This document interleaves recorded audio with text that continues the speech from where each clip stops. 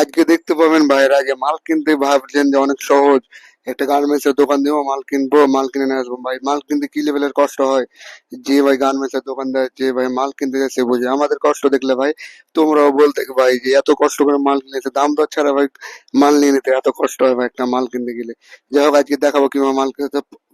প্রথমে মাল কিনা তো আমি ভিডিও দিতে পারবো না, কারণ তখন অনেক ব্যস্ত থাকে, তাই আমরা যাওয়ার সময় ভিডিও দিচ্ছি।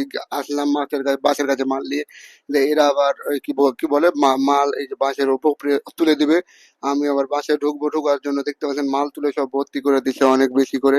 হ্যাঁ ঢুকবো কই দিয়ে, এখন আর্মি ট্রেনিং দিতে হবে, এখানে তো সবচেয়ে বেশি কষ্ট ভাই, ভিতরে ঢোকা বাইরে হওয়া অনেক কষ্টকর হয়ে যায়, তার মতো আপনাদের জন্য কষ্ট করতে হয় ভাই, এত কষ্ট। আবার বুঝলাম শান্তি মতো বাস ছাড়লো, একটু পরে প্রকৃতি এখন একটু ভালো লাগে, বাতাসটা অনেক পাওয়া যায় এবং প্রকৃতিকে সেই ছায়া ভাই অনেক অনেক সুন্দর প্রকৃতি, রাস্তাটাও ভিউ অনেক। আর যারা নতুন দেখছেন অবশ্যই আমার ভিডিওটা like comment share follow and subscribe করে দিবেন, আর সকলে ভালো থাকবেন। আর দেখতে পাচ্ছেন কি লেভেলের কষ্ট হয়, যারা গার্মেন্টসের দোকান দিবেন একটু ভেবে চিন্তে দিবেন।